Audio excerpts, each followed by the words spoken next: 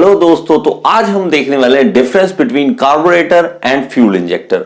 तो देखिए, नई जो बाइक्स आ रही है ना, तो उसमें क्या किया है कि कार्बोरेटर को हटा के फ्यूल इंजेक्टर डाल दिया है। अब इसमें एक बार बार स्टूडेंट पूछते हैं, तो फ्यूल इंजेक्टर से फायदा क्या होगा, कौन सा अच्छा है, कार्बोरेटर अच्छा है या फ्यूल इंजेक्टर अच्छा है। तो हम देखेंगे इनमें डिफरेंस कुछ पॉइंट्स पे कि कैसे कैसे ये काम करते हैं और कौन सा अच्छा है। तो सबसे पहले है कि इंट्रोडक्शन, कि देखिए जो हमारे पास कार्बोरेटर होता है वो कैसे काम करता है, वो एयर और फ्यूल का मिक्सचर उसमें एंटर कराता है। ठीक है, अगर आपको कार्बोरेटर की वर्किंग पता है तो बहुत अच्छा है, नहीं तो ऊपर मैं लिंक दे रहा हूं, तो आप क्लिक करके आप देख सकते हैं कि कार्बोरेटर की वर्किंग कैसे होती है। तो कार्बोरेटर में आप सिंपल सी बात समझिए, एयर और फ्यूल का मिक्सचर अंदर आता है, लेकिन हमारे पास जो फ्यूल इंजेक्टर होता है वो सिर्फ फ्यूल ही एंटर कराता है, उसमें एयर नहीं आती, एयर बाद में आती है अलग से। फ्यूल इंजेक्टर का काम सिर्फ फ्यूल सप्लाई करना है और इन दोनों का मिक्सचर आगे एयर का मिक्सचर जो है फ्यूल इंजेक्टर के अंदर नहीं, बाद में इंजन के अंदर होता है। तो इस तरह से ये बेसिक डिफरेंस है, स्टार्टिंग क्या ये डिफरेंस है इस तरह का। सेकंड पॉइंट जो हमारे पास है कि ऑपरेशन किस तरह से है, तो ऑपरेशन आप समझें कि कार्बोरेटर जो है वो मैकेनिकली चलता है। ठीक है, मैकेनिकली ऑपरेटेड है, थ्रॉटल वाल्व है इसमें, तो वो हम मैकेनिकली ऑपरेट करते हैं और मैन्युअली ऑपरेट करते हैं। लेकिन हमारे पास जो एफआई सिस्टम है, फ्यूल इंजेक्टर है, वो ईसीयू पे काम करता है, इलेक्ट्रॉनिक कंट्रोल यूनिट होता है ईसीयू। ठीक है, वो यूज करके करते हैं, एक इलेक्ट्रॉनिक चिप है जो कि सारी डाटा कलेक्ट करती है, उसमें सेंसर लगे हुए अलग अलग, जैसे लोड कितना है इस टाइम, क्रैंकशाफ्ट की पोजीशन क्या है और टेम्परेचर कितना है इस टाइम इंजन का, वो सारी जो सिस्टम है वो क्या करते हैं, सेंसर चेक करते हैं। और यहां पे क्या था कार्बोरेटर में, यहां कोई सेंसर नहीं है। ठीक है, आपने थ्रॉटल वॉल्व को रोटेट किया, उसके हिसाब से ही आगे जाना था। ठीक है, तो हमारे पास इसमें क्या है, यहां पे सेंसर है बहुत सारे, वो चेक करेंगे कि इस टाइम इंजन का टेम्परेचर कितना है, क्रैंकशाफ्ट की पोजीशन क्या है, पिस्टन की पोजीशन क्या है, सारे चेक करने के बाद वो फ्यूल को आगे देंगे। ठीक है, तो इस हिसाब से वो फ्यूल कितना देना है वो सारा कुछ डिसाइड करेगा, वो ईसीयू डिसाइड करेगा। ठीक है, नेक्स्ट पॉइंट की ओर चलते हैं, परफॉर्मेंस। देखिए हमारे पास जो कार्बोरेटर है उसकी परफॉर्मेंस अगर ईसीयू से कंपेयर करें, जो फ्यूल इंजेक्टर सिस्टम में है ईसीयू है, उससे थोड़ी कम है। ठीक है, क्योंकि ये मैकेनिकली ऑपरेटेड हो रहा है, तो इसमें हमारे पास एंगल्स, कितने एंगल पे जाना है, वॉल्व किस एंगल पे है, उस हिसाब से फ्यूल की क्वांटिटी आएगी। लेकिन यहां पे कितनी जाएगी वो ईसीयू डिसाइड करता है। इसके हिसाब से जो परफॉर्मेंस है वो थोड़ी बढ़ जाती है। किसकी बढ़ जाती है, हमारे पास एफआई सिस्टम की। देखिए जैसे अपाचे है, अपाचे पहले 164V आया, ठीक है, अब वो एफआई में भी आ गया, उसमें कार्बोरेटर की जगह फ्यूल इंजेक्टर भी डाल दिया है। ठीक है, उससे क्या हुआ है कि उसमें टॉप स्पीड उसकी बढ़ गई है।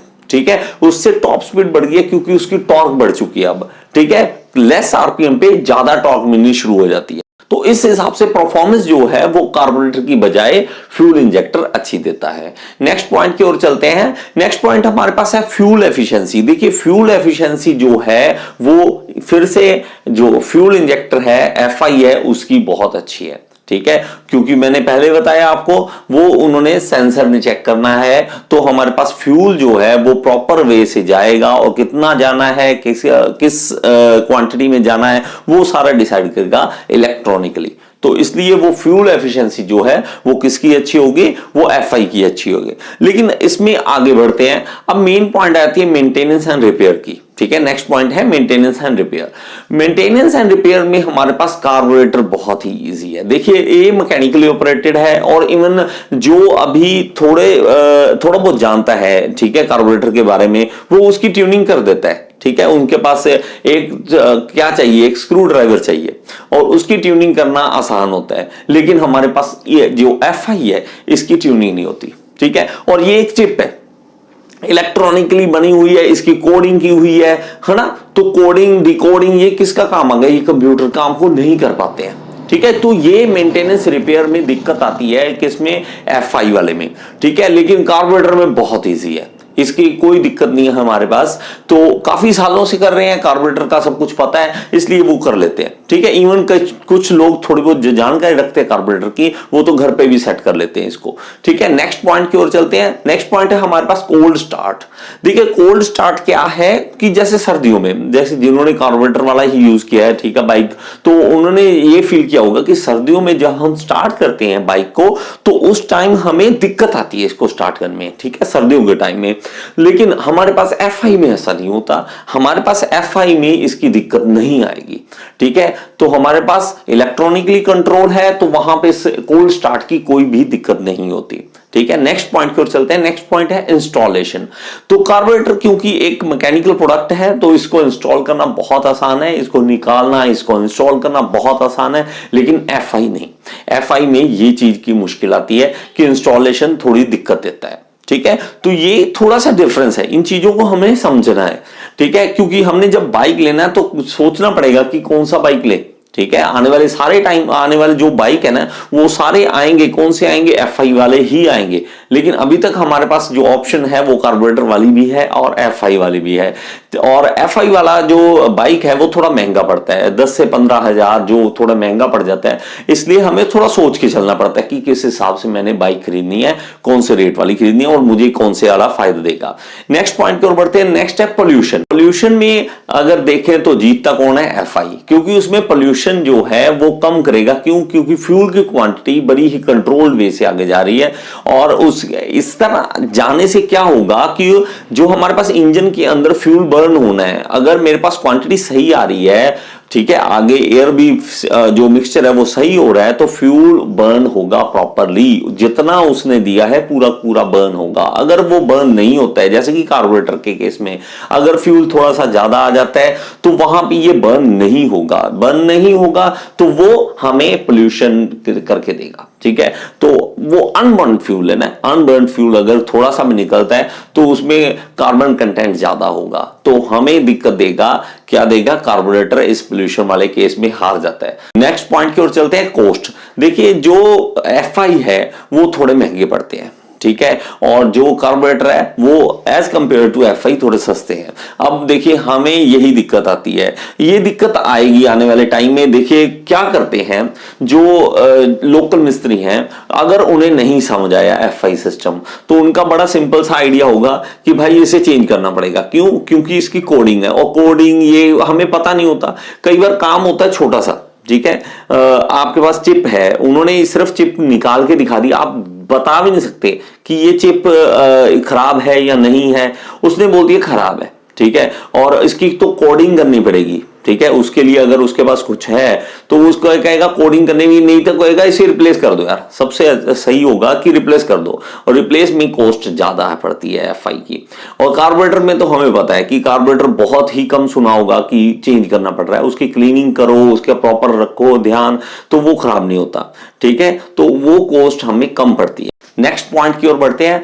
तो इसमें एक और परेशानी जो है वो है FI में। वो कारण क्या है? देखिए इन्होंने, कंपनी ने बोला गया है कि इसमें पेट्रोल आपको डाल के रखना पड़ेगा 2.5 से 3 लीटर, हमेशा इतना मिनिमम तो तेल होना ही चाहिए।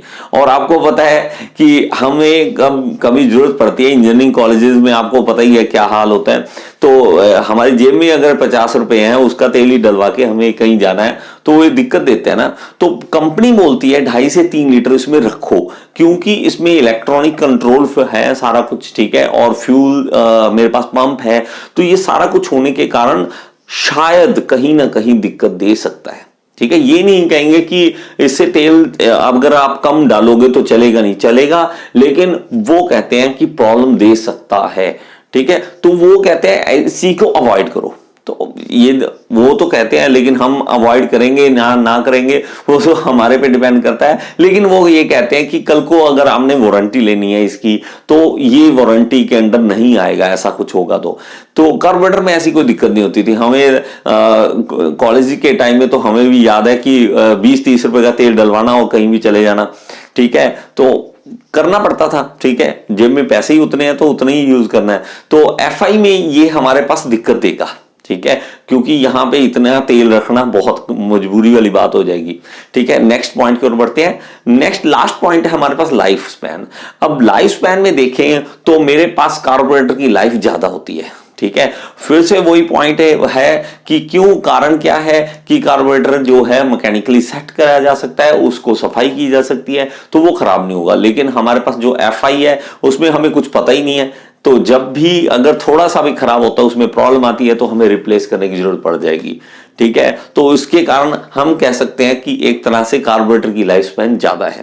तो निचोड़ निकालें इससे सब चीजों का, तो अभी तक जो दिख रहा है हमें इस कंडीशन में, हम जहां पे खड़े हैं इस पॉइंट पे, हमें कार्बोरेटर अभी तक ये अच्छा लग रहा था। ठीक है, लेकिन FI आने वाले टाइम में फ्यूचर है उसका, तो हमें धीरे धीरे आदत पड़ेगी। ठीक है, अभी तक अगर आप लेना चाहते हैं और अगर आपके पास है एक्स्ट्रा पैसे हैं, आप लगा सकते हैं और कल को इसकी मेंटेनेंस पे खर्चा कर सकते हैं, तो आपको FI वाला बाइक अच्छा रहेगा।